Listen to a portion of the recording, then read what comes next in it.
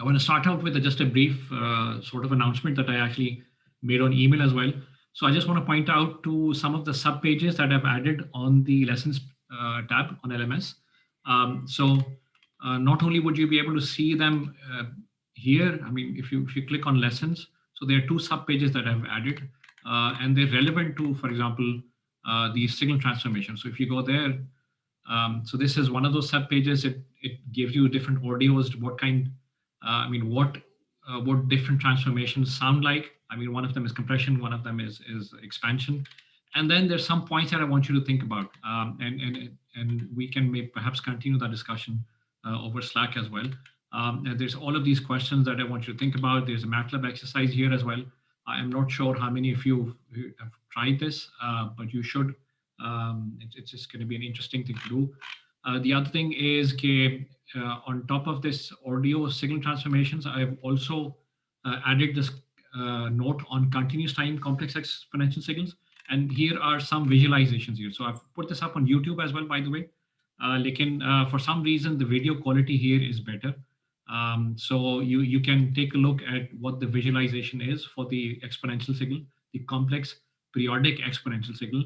And then there's some questions here, once again, for you to think about. What happens when the frequency increases? What happens when the frequency is negative? So that would give you an idea of what negative frequencies are. So negative frequencies are simply when this spiral oscillates in the other direction, right? Which is, let me see. So which is clockwise direction. So that's negative frequencies, okay? And then general exponential signals, if they're decaying or they're expanding, depending on S, right? So I'll let you take a look at this when after the class, perhaps. Okay. So with this, what we want to do today is start our discussions on unit impulse signals and unit step signals, which some of you may have done already in circuits, but nevertheless, so I'm going to give my perspective, my take on what these are. Okay. So here we go. Right, give me a minute. So, all right.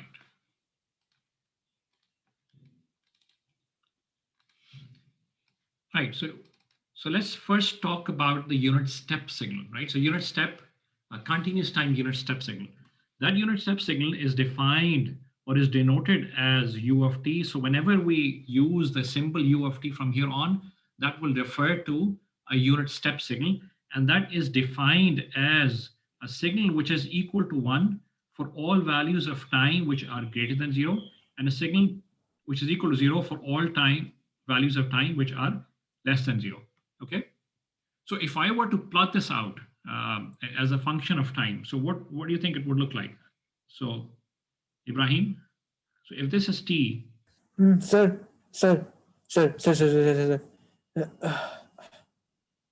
G. Right, so I see what you're saying, right? So it's something like that. Anybody else who can tell me what this is going to look like? Ibrahim?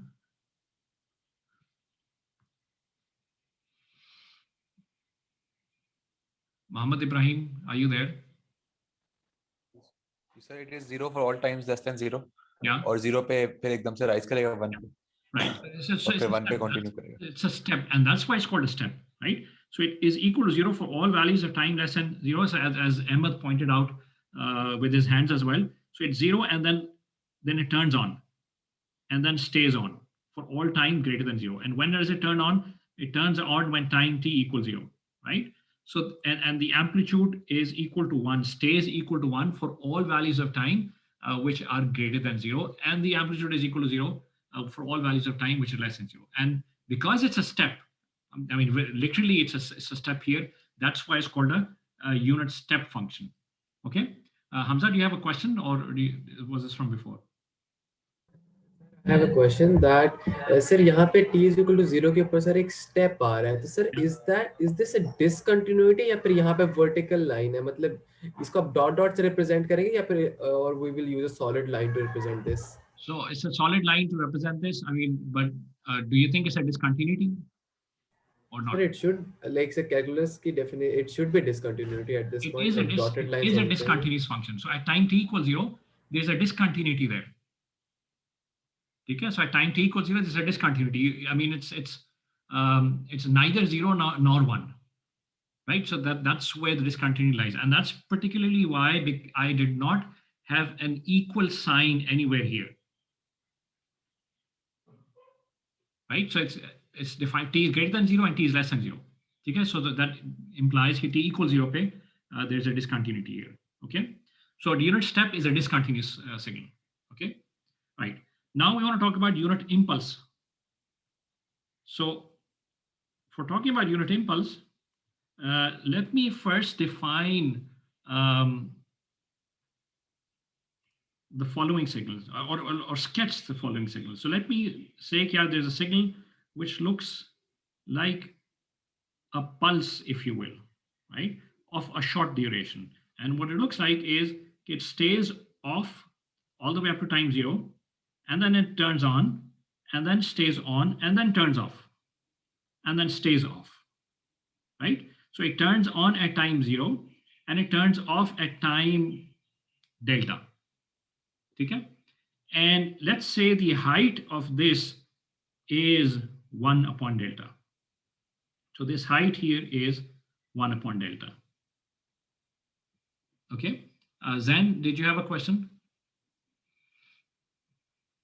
Yes sir, because the impulse we state used to like actually rise 0 पे और फिर वो ऊपर जाता था and then वो बाकी 0 पे 0 होता था, but like this is some new kind of impulse I guess. So So this is not an impulse. So what I've said, Kitty, let's start this out with this discussion. Okay. Okay. Right. Yes sir. So Hamza, question? Say that was my mistake, sir. Okay, my mistake. All right. So let me say, yeah, this is a signal which I'm going to denote as the following: small delta with with a subscript of capital delta as a function of time. So this is the time axis. Okay. So this is say some pulse, if you will, that turns on for a duration of delta seconds or capital delta seconds, right?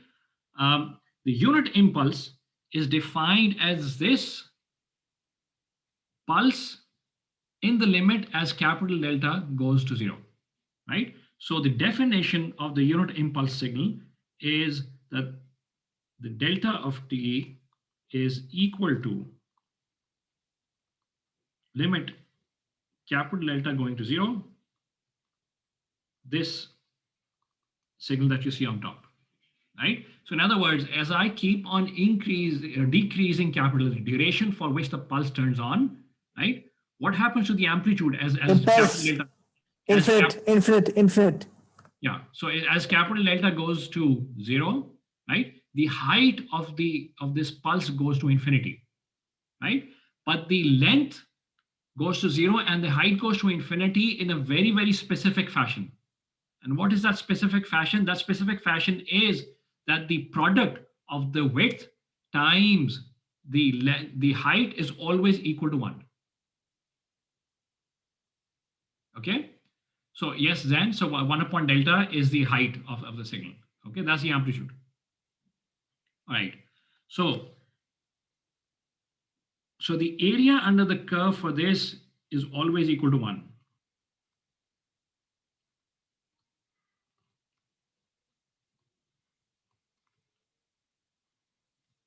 Equal to what? Equal to 1, right? Regardless of what delta is.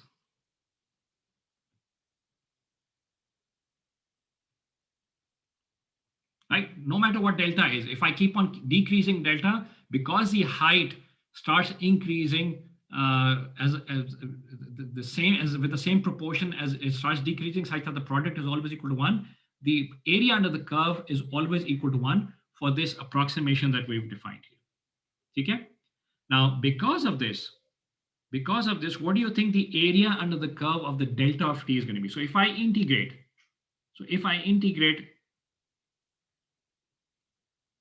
this delta of t as a function of time, what do you think I'm going to get from minus infinity to plus infinity?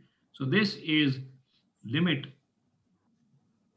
or rather UT, you will get UT. You don't get UT, Ahmed. So minus infinity to plus infinity, limit capital delta going to 0, this delta of t dt. What do I do on this right hand side? Can I take the limit outside? Of course I can take the limit outside because the integral is a linear operator. Okay, so therefore this is equal to limit delta going to 0 and then an integral from minus infinity to plus infinity, delta of t dt, and this, as many people say in the chat box as well, this is equal to 1, right?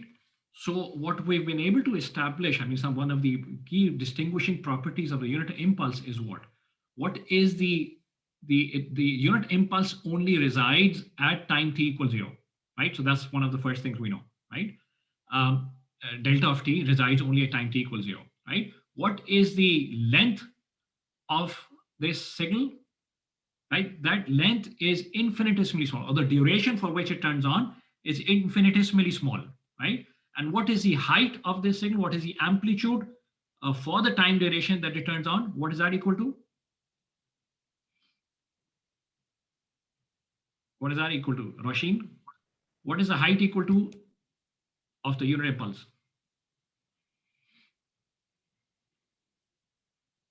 Anybody else?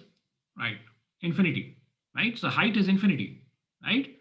But the duration is close to 0, is infinitesimally small, and the height is infinity in a very, very specific fashion, such that the product of the duration for which it turns on and the height is equal to 1. So that means that the area under the curve for the unit impulse is always equal to 1, right? So that's sort of a hypothetical signal that we define for our mathematical purposes, right? As we'll see, why is it useful? We're going to see in a bit. Okay. Now, so here's a conclusion. If I were to say again, so unit impulse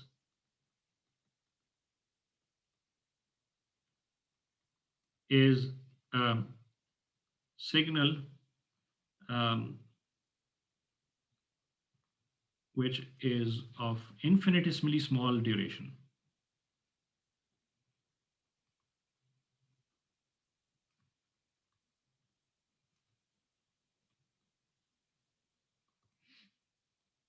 And an infinitely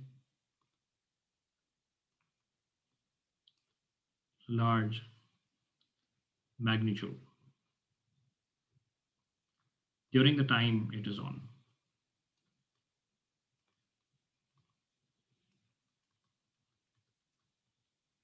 Such that the area under the signal is always equal to 1.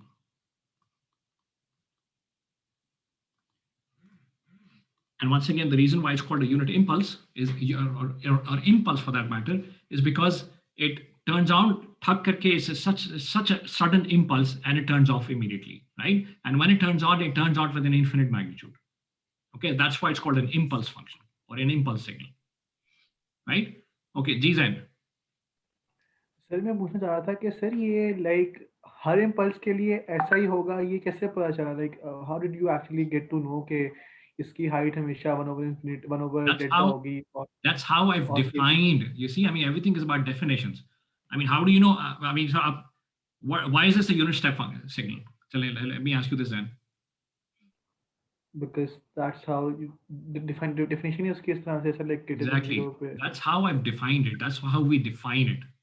Okay, so that's a definition of the signal. Just like that, this is the definition of a unit impulse signal. Right? So we're defining building blocks, or we're defining fundamental signals from which we're going to derive a lot more insights as we go on. Okay, so these are fundamental signals that we're defining ourselves. Okay. Thank you, sir. All right. So, and what would be the graphical depiction for this? I mean, for a graphical depiction for this, I mean, I cannot really do a graphical depiction in the sense because I cannot display or visualize an infinite magnitude, right? So the graphical depiction that we use for a unit impulse signal looks something like this. So here's a graphical depiction of a unit impulse. So if this is time t, so this is the t-axis, the unit impulse is just simply going to be indicated by this arrow pointing upwards, right? Where the height of this arrow indicates the area under this curve, right? And this arrow resides at what time t equals 0, right? So this is delta of t. This signal, this is the depiction of delta of t, right? So once again, because I cannot really, literally draw something which is of infinite magnitude, I just draw an arrow. And therefore, from here on, whenever I draw this arrow, this would indicate that this is a unit impulse function residing at time t equals 0. So this is delta of t. Okay? And the height 1 indicates that the area under this is going to be equal to 1. Right? That's once again my definition. Okay? That's how I'm going to visualize this delta of t signal. Gzen. Yes, sir. वो one का पूछना था. You just explained that. So the 1 is the area, 1 is the height. The height indicates the area. Sir, height तो infinity है ना sir. Height infinity. But in this graphical depiction that you see on your screen, right, the height indicates the area under the curve. And that's once again how I've defined this visual depiction. Okay. Thank you, sir. Okay? All right. Acha. If all of this is clear now, what do you think? Let me quiz you for a bit, right? So here's an exercise.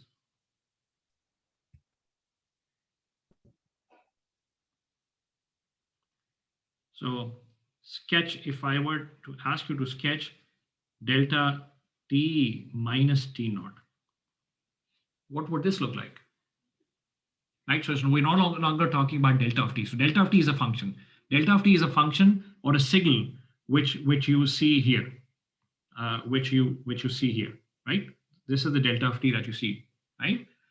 What would be delta of t minus t naught? All right, good. So it's an impulse once again, but it's shifted. So once again, the time shifting concept that we talked about, they're going to kick in, right? So it's shifted by t naught seconds. I mean, either it's going to be to the right or it's going to be to the left, depending on what t naught is, whether t naught is positive or whether it's negative. Okay, so delta of t minus t naught is going to be an impulse, right? So it's going to be an impulse at t naught, t-axis at time t equals t naught, right? So this is t naught, right? Where this is going to be on the right of the origin. If t naught is positive, it's going to be left of the origin if t naught is negative. Okay, so any questions here about the shifting? Okay, so what I want to do next is try to find a relationship between the unit step function and the unit impulse function, right? So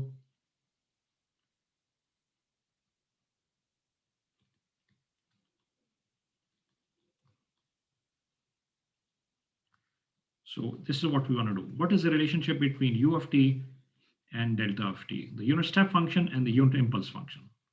Okay, so in order to do this, what I'm going to do is I am going to first of all ask you to write this signal that I'm drawing here. So this signal is that approximate pulse or rectangular pulse, if you will, that I showed you here, where this is time 0, this is time delta seconds, and the height is 1 upon delta, right? Can you write this signal? And by the way, this is the signal we talked about, right? So can you write this signal as a function of u of t? So who's going to give it a try? So u of t or some shifted u of t. Would you be able to write this square pulse as a function of the unit step and a shifted unit step?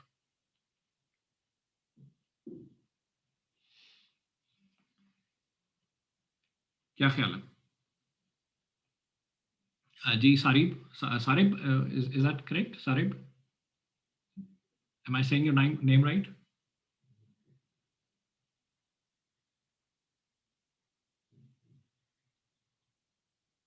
All right. So do you want to answer? Sorry.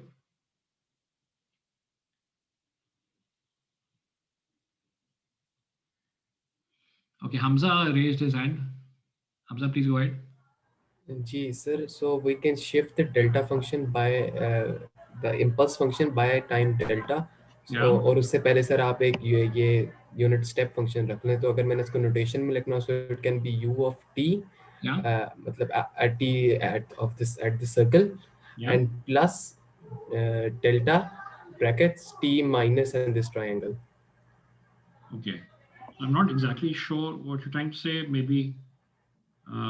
So if this is u of t, Yes, sir. right? If this is u of t, this signal is u of t,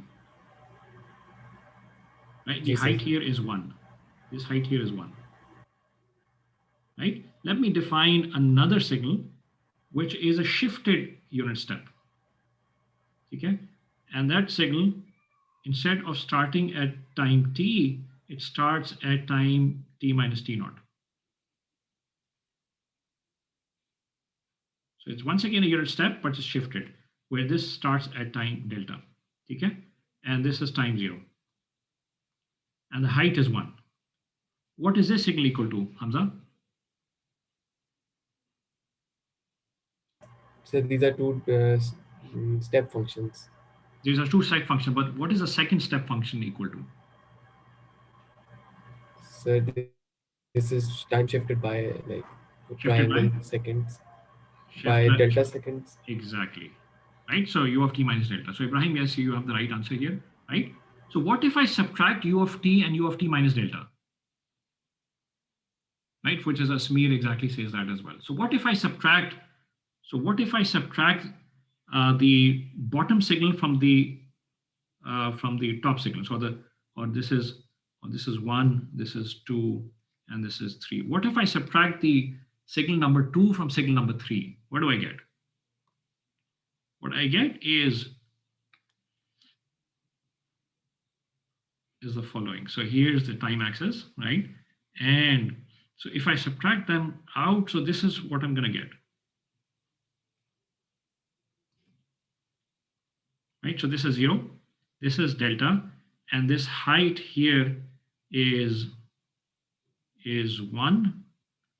And what this corresponds to is u of t minus u of t minus delta. Right? G then? Sir, I don't get how this subtraction actually works. Like, कैसे किया? So how do you do subtraction, signal subtraction? Then stay with me. How do you do signal subtraction? So I guess you just remove the part जो दूसरे वाले में होता है और पहले वाले में like जो दूसरे वाले में part होता है, you just remove it from the पहले वाला. नहीं, पहले वाला किस तरह वैसे, I mean, how मैं आपको एक ग्राफ से दूं और कहूं कि एक में से दूसरे को सब्ट्रैक्ट करें, तो किस तरह करते हैं? तो like सर, या तो हम लोग एम्पलीट्यूड्स देखेंगे दोनों को, उसके हिसाब से करेंगे, या फिर हम लोग देखेंगे कि जो पहला वाला है फंक्शन है, जो दूसरे वाला का पार्ट है जो पहले वाले में भी है, उसको वहां से रिमूव कर देंगे. That's how you do it on the graphs. Like, but I mean, so I mean, I don't have पूरा remove नहीं होता तो फिर? You see, you see the graph as a function of time or a function of the independent variable, and you do point by point subtraction. Yes. Right? For every possible values of the independent variable, you do that subtraction, right? So that means that if I move on the time axis from minus infinity to plus infinity, if I'm doing the subtraction, I'm subtracting, for example, this value from this value, right? Or actually, this is a value on 3 from this value. So this value from this value, this value from this value. You can see that, right? I'm going to keep on subtracting. What happens from time 0 to delta? Or for what happens for time t is less than 0? Both signals are 0. So what is 0 minus 0? That's 0. Yes, what happens between time 0 and delta? So एक signal 1 पे है and the second one is at 0. So 1 minus 0 is supposed to be 1 minus 0 is what? 1. Yes, sir. Right? Yes, What sir. happens after time capital delta is greater than 0? Both of them are at 1, so like 1 minus 1, it goes to 0. Yeah. So this is exactly what you're getting in the fourth signal. Yes, sir. Yes, Okay? sir. Thank you so much. Yes, Right. sir. Now, so is this 4 equal to 1? Zen, you stay with me. So this is So the what, bottom two are supposed to be equal to the bottom. 2 and 3 are supposed to be equal to 4. right, so 3 minus 2 is equal to 4, right? Or sorry, 2 minus 3 is equal to 4. But is 4 equal to 1?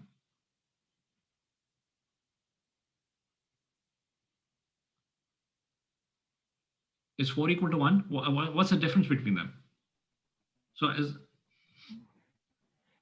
delta is not necessarily equal to 1, right? So as people say in the chat box, right? So the only difference between 1 and 4 is a scaling difference, right? So one of them is scaled by a factor of 1 upon delta, right? So the conclusion we can have is that this delta function, which is the first figure you see on your screen, is equal to. So my net was lagging. So can you just repeat? So this is equal to this divided by delta, right? So just do that simple scaling, right? So that the amplitude becomes equal to 1 upon delta. Okay, is that clear? Asan, is that clear now? So ये repeat कर देंगे, ये part repeat कर दें, 1 over delta होगा. Right. So what is the difference, Tala? What is the difference between curve number 1 and curve number 4? And the curve 1 has a height of 1 over delta, and Yeah. curve number 4 has a height 1. Yeah. So if you want to equate the two, I mean, you want to find the relationship between the two. What is that relationship?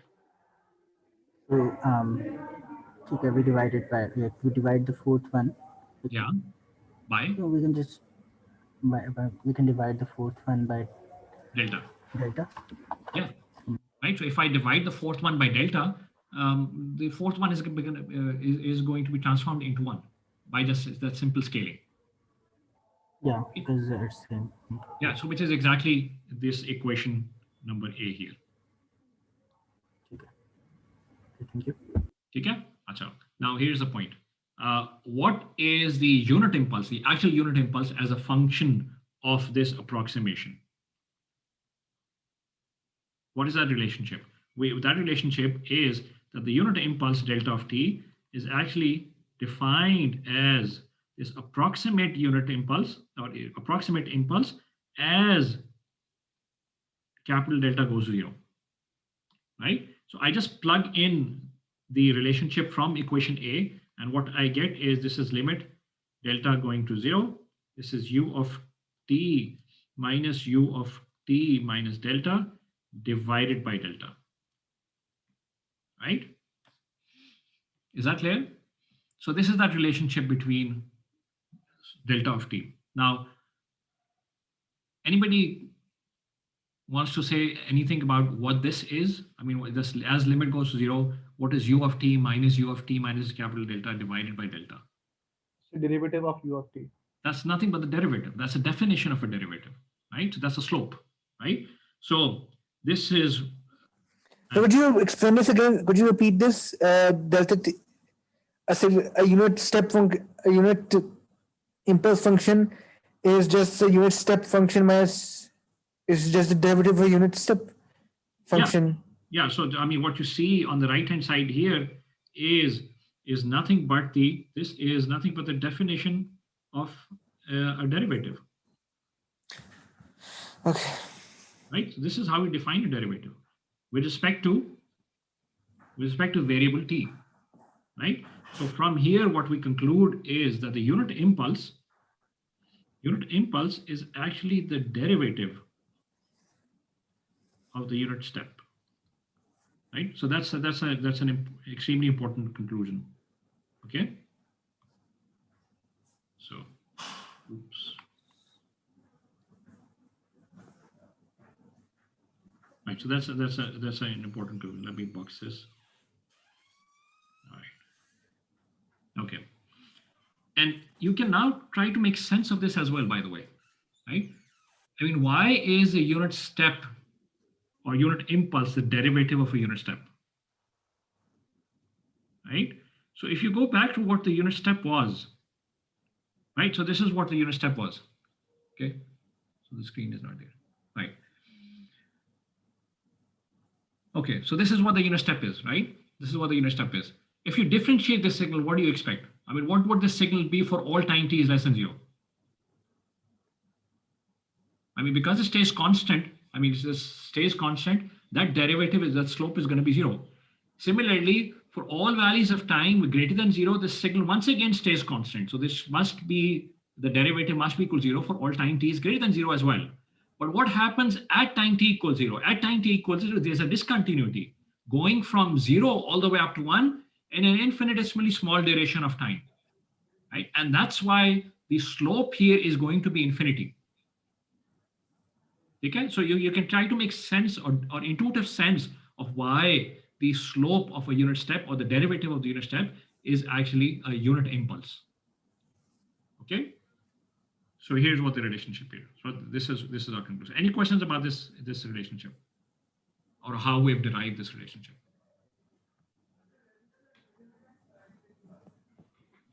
So actually, how did you get 4, say like a 1, but like say you just divide by delta Yeah. or 4 1 1 there. Yeah, so I just divide by delta. Because what is the relationship between 1 and 4? 1 is just simply 4 multiplied by 1 upon delta.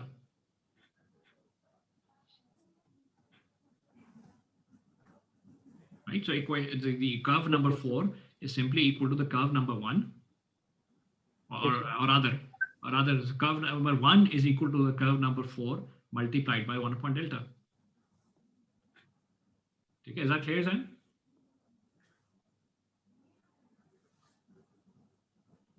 Yes, sir. Okay, all right.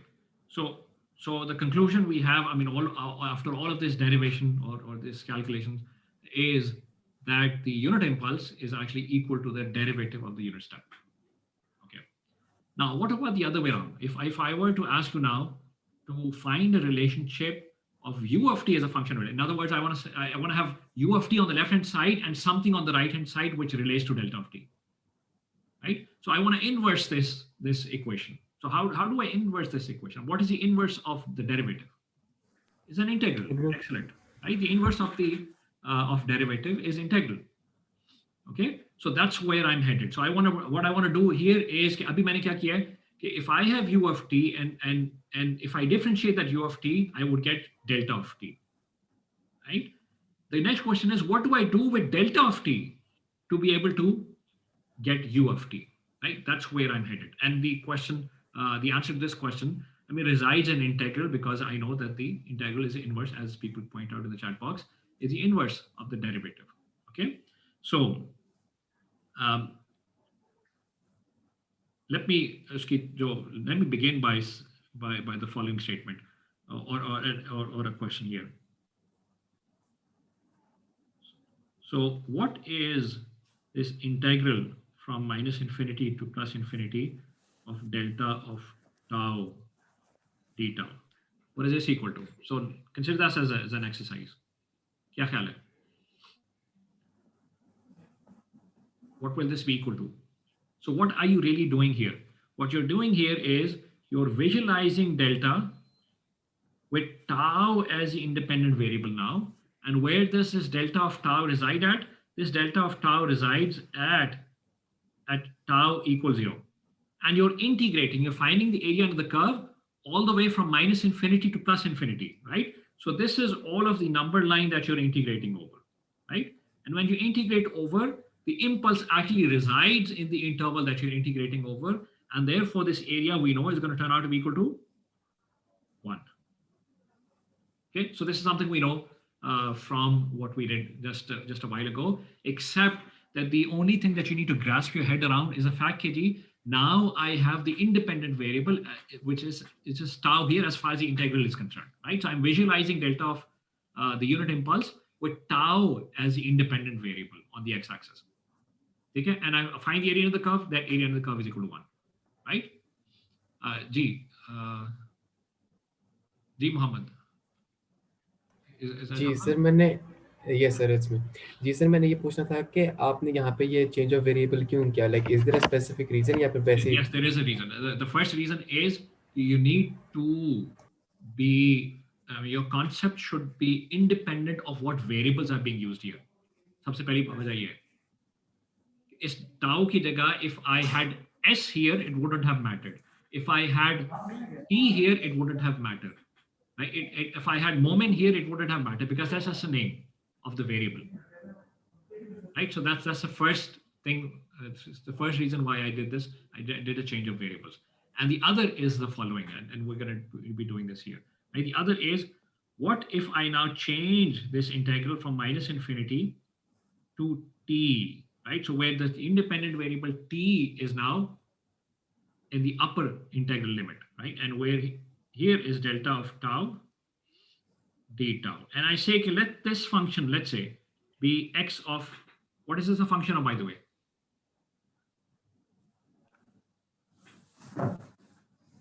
Tau. Right, Talha, is that a function of tau? I know Tahir Yeah, is it's a here, and function of tau. he tells me कि इतनी बार मैंने कराया ये. Right, Yeah, Talha, is this a function of tau? Yeah. Okay, why is this a function of tau?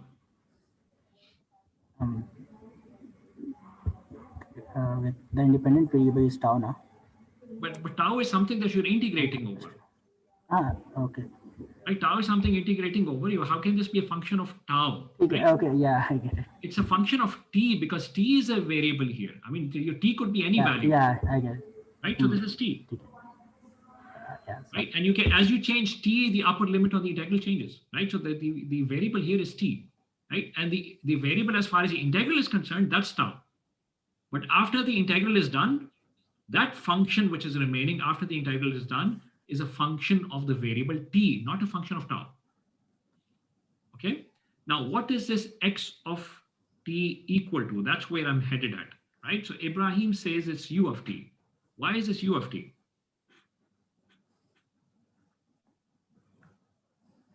Ji Ibrahim? सर क्योंकि impulse जो है वो u of t का डेरिवेटिव था, तो इम्पल्स का इंटीग्रल u of t होना चाहिए. Okay, so that's one good reason. Yes, that's one good reason. I'm looking for a better reason as far as the integral is concerned. If I were to ask you to integrate this, I mean, how would you visualize this integral? Right, okay, so whenever you see an equation in front of you, right? So, I mean, immediately you should try to visualize what's going on. Right, and I see, Kiji, what I'm doing is I'm integrating something over the tau axis. Right, I'm integrating something over the tau axis, and that is delta of tau, right, which resides at 0.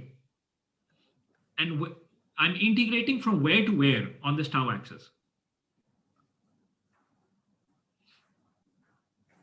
So Ibrahim, I'm integrating from where to where? So minus infinity से t तक कर रहे हैं. Minus infinity से t, right? So minus infinity से, so I start from minus infinity, I'm going to keep on going all the way to where? T, right? So what if t was here? What is the area under the curve going to be? Sir पे तो 0 होना चाहिए. 0 होना चाहिए, right?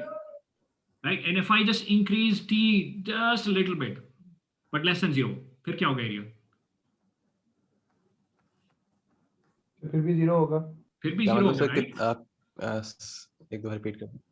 Right, so if I so let's say जब तक हम 0 तक नहीं पहुंचेंगे तब तक 0 रहेगा.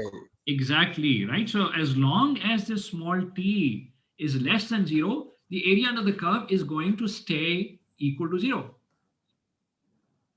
Right? So what we know is what we figured out is that as long as this time is less than 0, the area under the curve, or this integral from minus infinity to t, is going to be 0 as long as t is less than 0. Right? What happens if t is greater than 0? Sir area 1 हो जाएगा. Area 1 हो जाएगा, ठक करके 1 होगा. Right? As soon as it becomes greater than 0, right? If this t is here, the area under the curve is 1. Right? So it's equal to 1 if t is greater than 0. What is this equal to? I mean, is this something we're familiar with? Unit step function. This is the unit step function. Right? So that intuition that you had, Ibrahim, which was KG, that the integral is just an inverse of the derivative, that's why this should be unit step, is now verified by actual visualization on the ground. Ji sir. As well. Thank you. Okay? So what we conclude, therefore, another conclusion here is that u of t is equal to the integral from minus infinity to t of what? Delta of tau, theta. Okay? All right. So let me box this.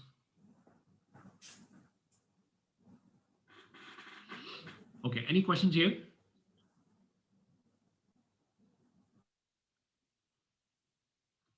If there are no questions, so let me try to quiz you, KD. So here's an exercise. And that exercise is the following. So determine some signal x of t, which is equal to integral from minus infinity to t, integral of what? Delta tau minus t naught, theta, where t naught is some constant.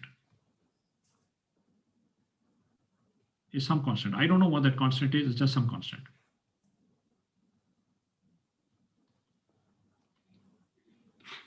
Okay. How do I go about doing this? Once again, इसको visualize करें. Visualize कैसे करूं मैं?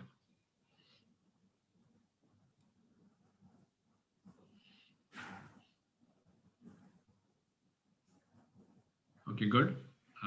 Anybody else who wants to walk me through the steps of this visualization? जी सर. फिर जो impulse होगा वो भी अब आगे शिफ्ट हो जाएगा टी नॉट पे और अब टी नॉट पे बनेगा. Excellent, right? So if I do the visualization here, this would be the tau axis. This would be the tau axis, and my impulse resides where? Resides at t naught, right?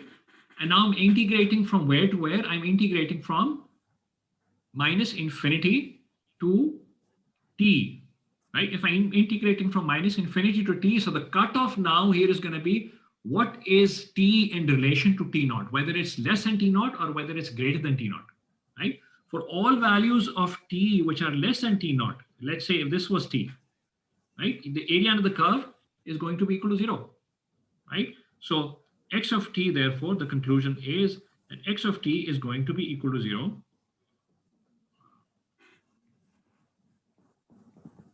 Is going to be equal to 0 for all values of t which are less than t naught.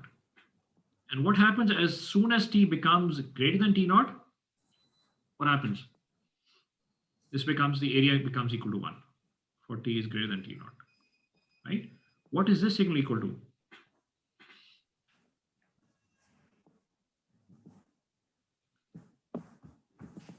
Saad Raza, what is this signal equal to?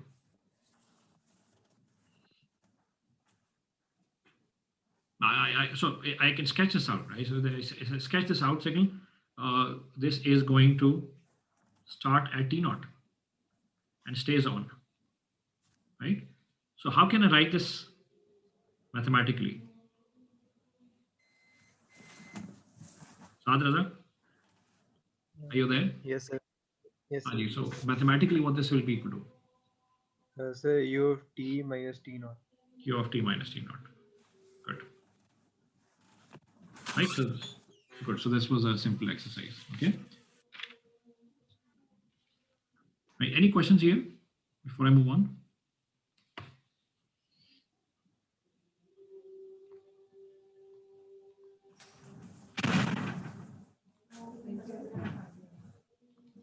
Okay.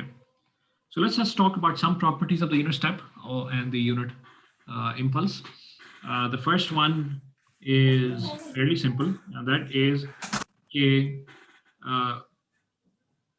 what is the area under the curve from minus infinity to t of some constant k times delta of tau, deta. What is this? What will this be equal to? So there's linearity here, right? Zizan, do you have a question? Right, so what is this going to be equal to? Right, so this is just simply going to be equal to k times u of t, right? So k is just a constant, goes out of the integral. So that's simple enough. Okay, now so what do you think x of t, any signal that I take x of t, and if I multiply that by delta of t, what would this be equal to?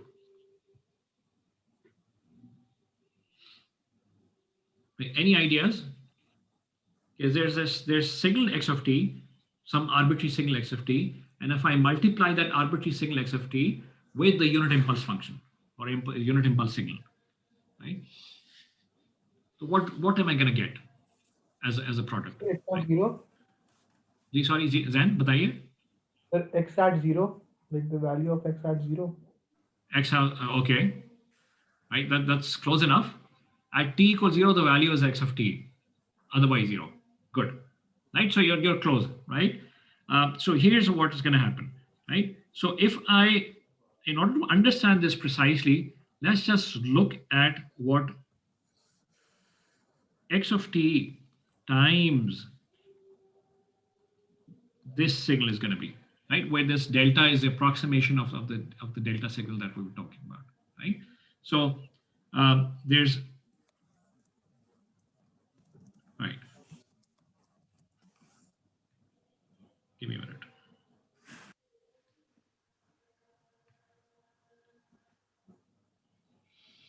Okay, right. So there's some arbitrary signal, right? There's some arbitrary signal, right? And if I multiply that signal with that approximate impulse,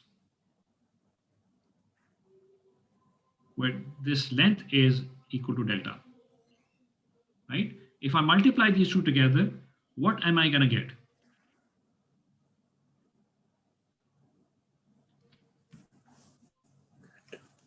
So what you're going to get is, of course, something which is going to be 0 for all values outside of the interval 0 and delta. Okay? So delta se aage, delta second se aage, it's going to be 0. For less than time t equals 0, it's going to be 0. But what happens between 0 and delta seconds? What is the signal going to look like? And I think approximately what this is going to look like is something which is approximately equal to x of 0 multiplied by this signal, right? When the approximation is going to be very, very close when delta is small,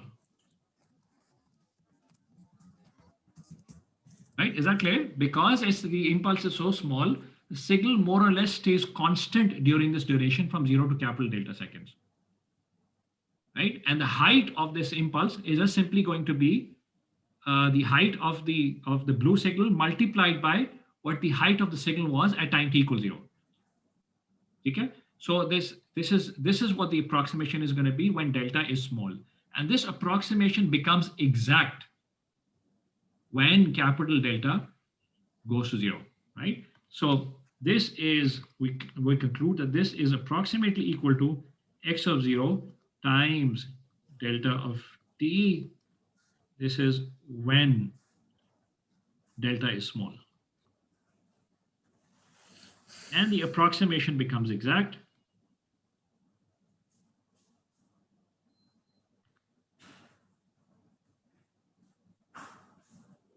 when capital delta goes to 0. Therefore, limit capital delta going to 0 times x of t times delta of t is equal to x of t times delta of t, which is equal to x of 0 times delta of t. Right, so this is an important conclusion that we can make, which is exactly more or less what Hamza specified. It is going to be 0 at all time indices at all times other than time t equals 0, and at time t equals 0 is going to be an impulse, and the height of that impulse, which is the area under the curve, is going to be equal to x of 0, right? As Hamza pointed out in the chat window as well, right? So here's the sampling property of the unit impulse is that x of t times delta of t is equal to x of 0 times delta of t. Okay. Excuse me, sir. Ji. Sir अगर कोई पूछता है कि delta of T की value क्या है t is equal to 0, so what are you supposed to say? It's infinity. So sir, फिर infinity into something is supposed to be infinity, so this should be actually equal to infinity. No? Yeah, this is infinity. So because delta of t is infinity itself, what is the value of this signal at time t equals 0? That is equal to x of 0 times infinity. So that is infinity in the end. That is infinity, but we're working at the limits, right? So we know that the area under this is going to be finite. But sir, the area has like, how do you actually? No, the area is going to be finite, but like the area is not the value of delta t, na? So this will actually end up like anything multiplied by delta of t would actually turn out to be infinity. So then why do we actually go into the hassle of like writing all this? And So because the area under the curve is going to be finite, right? So once again, area under, even though the height of delta or the magnitude of delta is infinity, the area under the curve is finite because it's of infinitesimally small duration. Okay? So if you multiply an infinity large number and you multiply that by some other number which is infinitesimally small, okay, you may get something which is finite, and that's what's really going on as far as the area is concerned. yes, sir. Okay? Thank you so much. So I agree, yes, at time t equals 0, this signal is something which has an infinitely large magnitude. But the area under this curve, area under this signal is always going to be finite. Okay? That's why we write this out like this. Okay?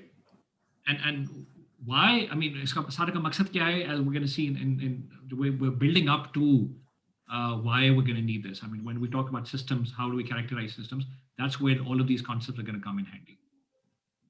Ji Hamza. जी sir, I do get this कि हम यहाँ पे इसको area के terms में क्यों deal करने, क्योंकि we define the unit impulse function in terms of its area. लेकिन सर जब एरिया की बात होती है, shouldn't the integral be the part of the property here? Like that would make more sense in my opinion. Yeah, so you can always, okay, you can always take an integral out of it, and you're going to get the area under the curve, right? ठीक हो गया. So not, I think what you're saying is, I would say even without that integral, this makes sense. I mean, this is abstract. Yes, there's no practical signal which is going to look like an impulse. Okay, so these are all mathematical abstractions that we're defining to help us out in the analysis that will follow, right? Which is going to be dealing with practical systems. Like practical, there's nothing as practical as good theory. I'm not sure if you've heard of the saying. All right, sir. Thanks. Right? There's nothing as practical as good theory. Right? This is all theory here to govern, to describe practical systems. Okay. So, by the way, if I know this, and then I ask you exercise, what is x of t multiplied by delta of t minus t naught? What will this be?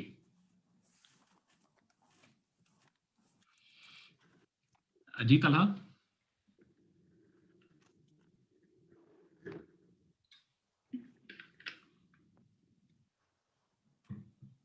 Talha, are you there? The same function, but at t naught. Yeah, I'm here. Oh.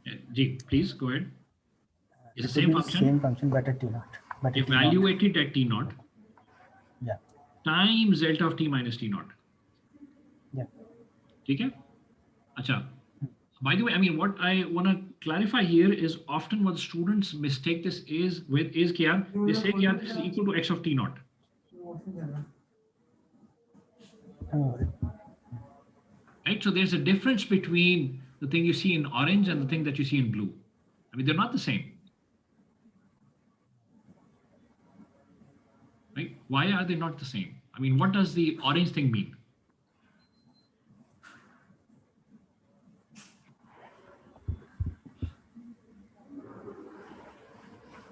Kyun, Talha? Yeah, the orange thing means value of value on y, value at t naught. Okay, so let me do this. Let me say there's y1 of t, which is this, and this is y2 of t. Okay, and I ask you to sketch y1 of t, and I ask you to sketch y2 of t. I mean, would they look the same?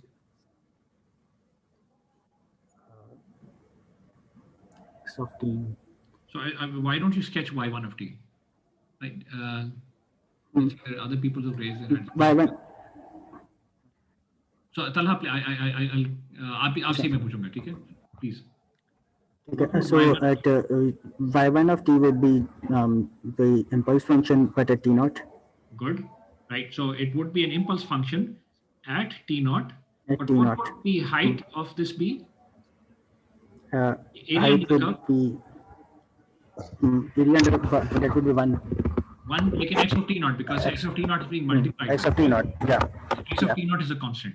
Okay, good, excellent. Talha, what about y2 of t? Y2 of t would be it goes up and it stays there. It goes up and stays there. Never goes up, it actually just stays there. Yeah, it just, yeah. Right, so it's a constant. Right, it just stays constant. It always stays constant for all values of time from minus infinity to plus infinity.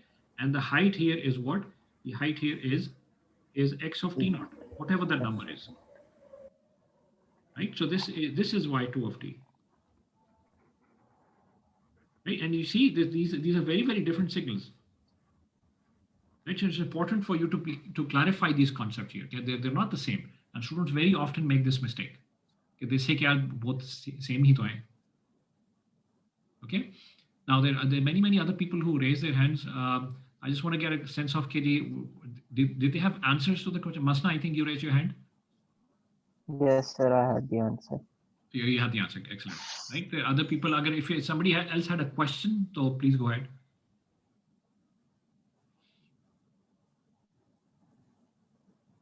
Okay. Right. So let me move on. Right. So here's property number C. Right, which actually builds on top of property number A and B, and which is the following. So what is the integral from minus infinity to infinity, x of t delta of t dt?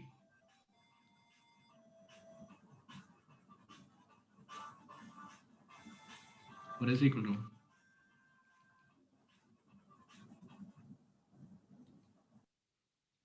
Okay. So this is equal to x of 0. Excellent. And the reason is because if I build on top of property number 2 or property number B, so this is from minus infinity to infinity, x of t times delta of t, I know is just x of 0 times delta of t, right? And then x of 0 is nothing as far as the integral is concerned. So this goes from minus infinity to infinity. X of 0 can come out, right? So x of 0 can come out. And I have delta t here. And the area under the curve, of course, of delta t is equal to 1, and therefore this is equal to x of 0. Right? Similarly, if I had minus infinity to plus infinity, x of t times delta of t minus t naught, what would this integral be equal to? And I use the same line of reasoning. I say x of t times delta of t minus t naught is just equal to x of t naught times delta t minus t naught, and therefore this is equal to x of t naught can come outside of the integral because it's not a function of time, right? It's not a function of t, right? It's a function of t naught. T naught is not being integrated over, right? So this is delta t minus t naught times dt, and I know that this integral is equal to 1, and therefore this must be x of t naught. Okay, any questions here?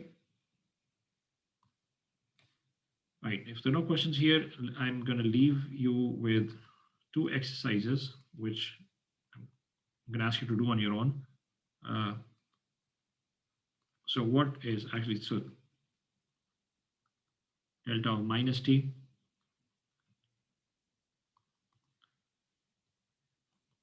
so maybe sketch this. What is delta of 2t? And you do the sketching here again, right? And the third exercise is what is integral from minus infinity to t x of tau delta tau minus t naught t tau. What is this equal to? And you'd have to evaluate this, simplify as much as possible. okay, in terms of the unit step or shifted unit step or whatever. Okay, so I'm going to leave this off as exercise. Ji Hamza. जी sir, in the first property of the C part, जिसके Yeah. अंदर आपने x, जिसके अंदर आपने sir यहाँ पे t is equal to 0 क्यों प्लग इन किया यहाँ पे?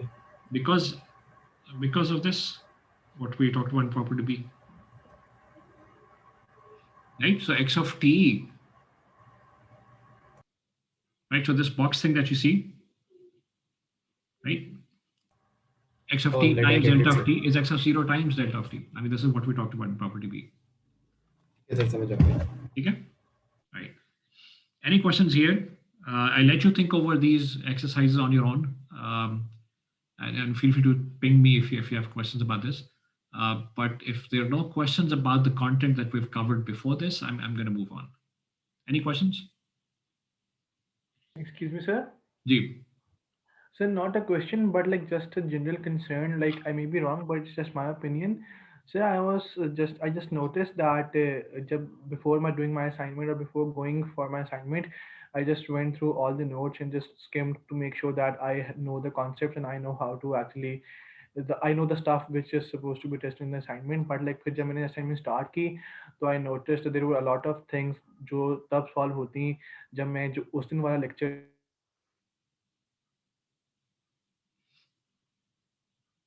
So then we dropped you.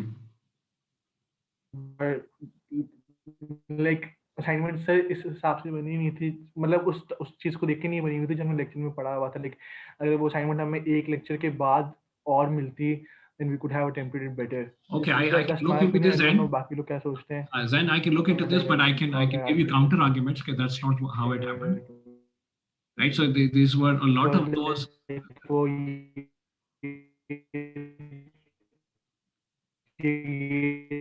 करना के So then we can have this discussion after the class. Okay, we dropped you anyway. Okay. Asha, any questions about this content so far? I mean, we can have the discussion after the class ends. Abhi, if you have questions about the content we've covered so far.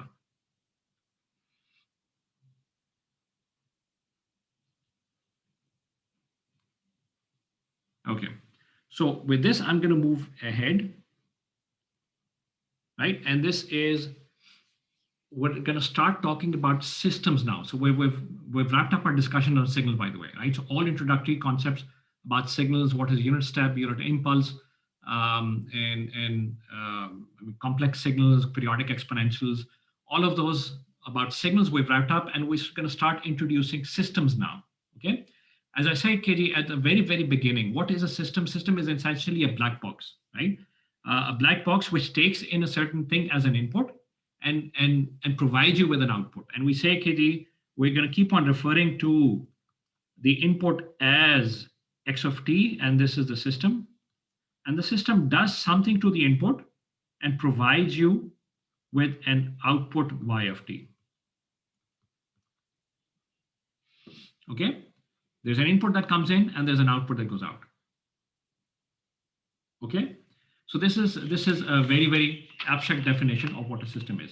What we want to do here is some general properties that characterizes different kinds of systems out there in the world, right? So there's some properties of the system that we're going to talk about.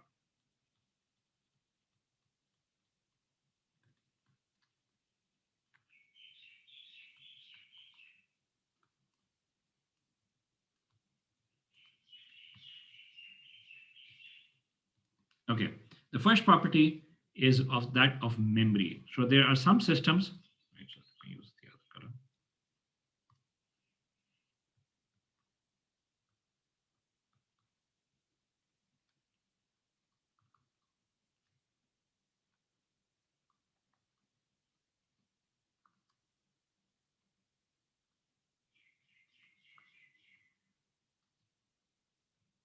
Okay, systems with and without memory, right?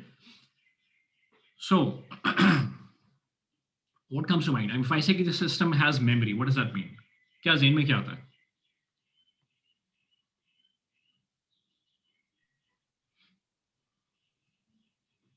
Sir capacitors and inductors जो energy store कर लेते हैं.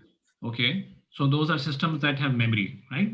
So जो energy store कर लेते हैं. I mean, so in general, किस वजह से memory है? Because the output at any time t is dependent on what the input was in the past, right? And that's why we say the capacitors have memory, because the output at any given time t is dependent on what you had or the input was in the past. Okay, all of the values in the past, they affect what the output is going to be at the present time, right? Those systems are said to have memory, and capacitors is a prime example for that, or inductors are a prime example for that, right? So if I were to define this in words, we say systems with memory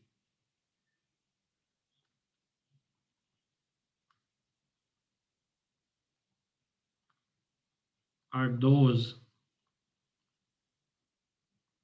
in which the output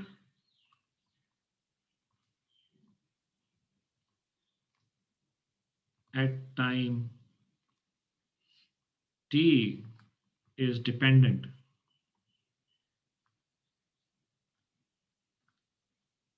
on the inputs of the past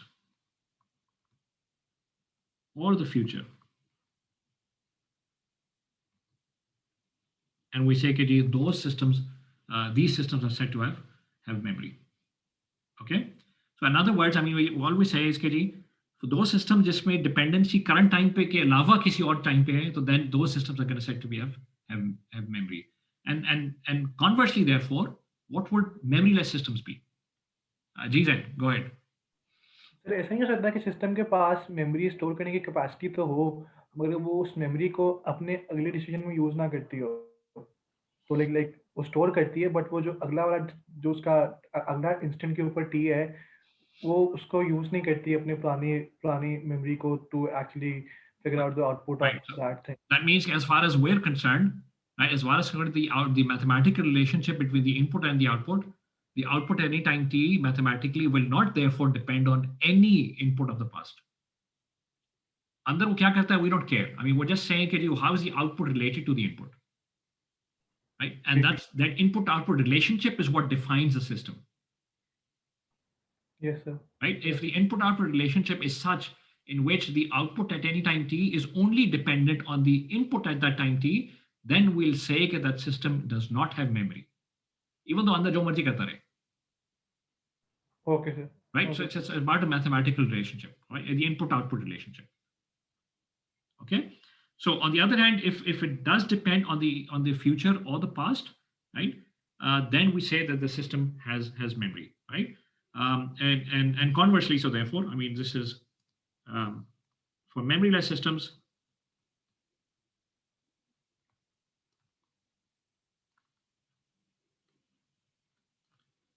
Output only depends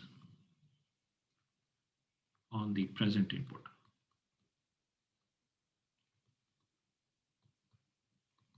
Okay, so can you give me an example of a system which does not have memory?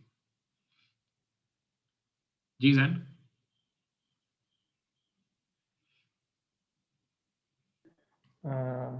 System that does not have memory.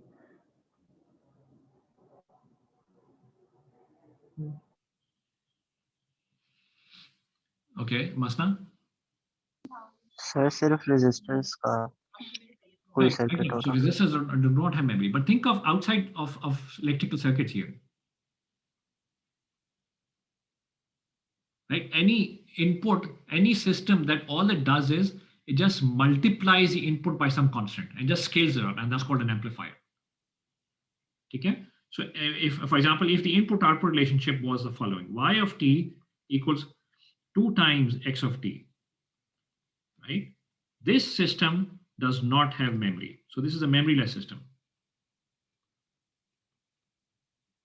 Why? Because the output at any time t is only dependent on the input at that time t, neither on the past nor on the future.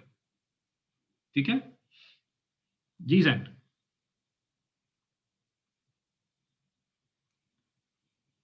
Then do you have a question? I'm sorry, sir. वो ऐसे पहले का use हुआ था. Okay. And of course, with memory is the following. So it's just an accumulator, if you will, right? So this is actually a capacitor, right? So this system has memory.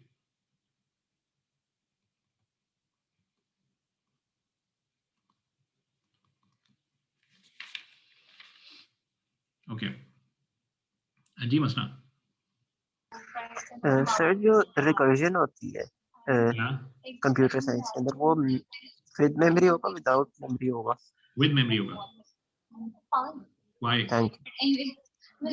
क्योंकि वो पिछले पे depend कर रहा है कि Exactly. पिछले का Right. क्या So आंसर है. it's a sort of a loop here. Loop there recursion. That's it's a. Yes. तो आप जो input देंगे and the simplest form of recursion is an accumulator. Okay. Okay, you just keep on accumulating. Yes, sir. Okay. Right. So the second property I'm going to talk about is something called causality.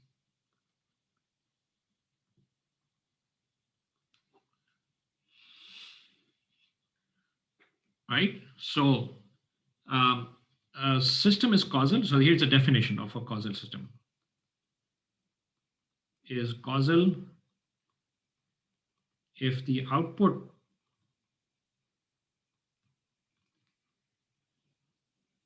at any time depends only on the values of the input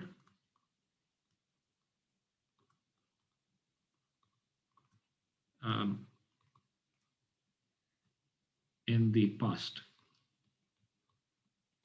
or the present.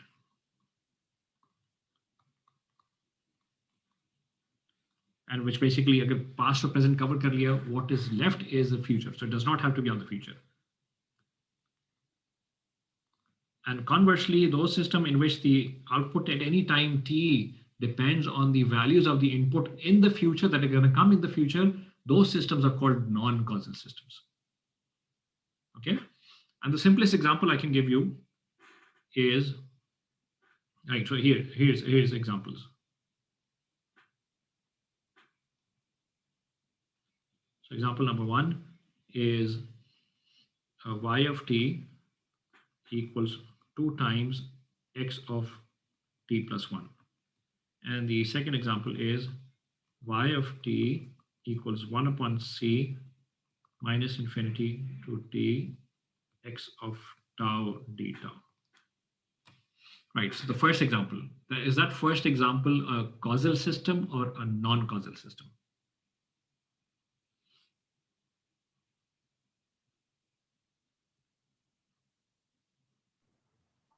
Say it should be a non-causal system. Why should it be a non-causal system? Because sir वो sir जो memory-less system होता है उसमें sir जो पहली वाली equation लिखी हुई हमने that is actually a memory-less system वाली equation in my opinion ना. And so if it is memory-less तो उसका output depend नहीं कर सकता on the previous values. Yeah. So hence it should be non-causal. नहीं, so अगर मैं ये कह देता इसका मतलब फिर if this is so then what would be your answer been? So what did you change actually, sir? I didn't notice. So I changed +1 to -1.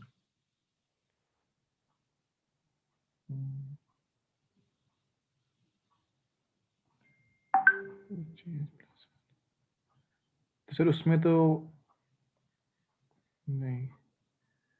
Sir, I'm just confused with this. Like, Okay. Sir इसमें तो sir जब -1 का मतलब है कि वो हम लोग उसको आगे लेके जा रहे हैं, and +1 का मतलब है कि हम उसको पीछे लेके जा रहे हैं. Yeah. So, sir, does it have something to do with like present or past? Because like it has to do with present or past. So let me go. Masna, you raise your hand. Yes, sir, मैंने answer करना है. जी, please go ahead. Sir ये वाला जो है ये क्योंकि ये फ्यूचर पे डिपेंड कर रहा है तो ये नॉन कॉजल होगा क्योंकि हम x of y of t की ऊपर वो चीज हो रही है जो x of t के ऊपर 1 सेकंड बाद हो रही है. With this -1 here or +1 here? Sir +1 वाला. +1 वाला. Okay. Good. Right. If this was a +1, then what you're saying is correct, absolutely, which is this is a non-causal system. Because of exactly what the reason that you mentioned, which was okay, the output at time t actually depends on the input at time t+1, which is the future. Okay, therefore the system is a non-causal system. But on the other hand, if this was t-1, then this would have been a causal system because the output at time t depends on the input in the past at time t-1. Okay, but with this t+1, this is a non-causal system, right? What about the system number 2?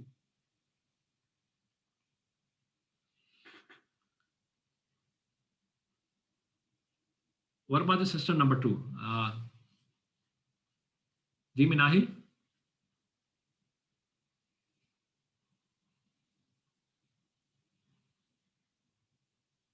Nahil, are you there?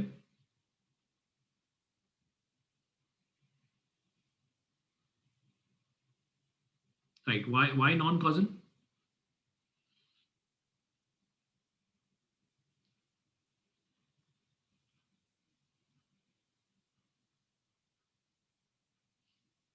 Okay. Anybody else who has an explanation or Jisad? Sir causal नहीं होगा क्योंकि हम minus infinity से ले रहे हैं T तक तो वो पास Yeah. आएगा. Excellent. So this is a causal system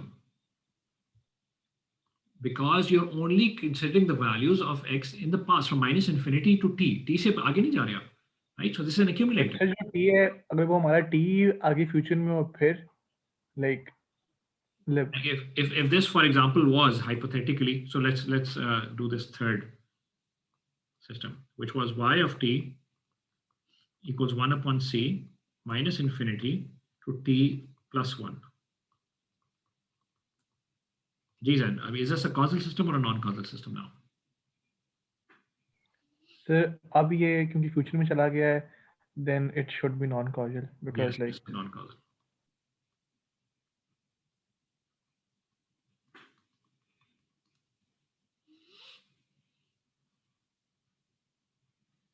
Okay? Right, and let me just write it out because people mentioned it. So this is y of t equals 2 times x of t minus 1. This is, of course, a causal system. Okay, here's a question for you. Are memoryless systems causal?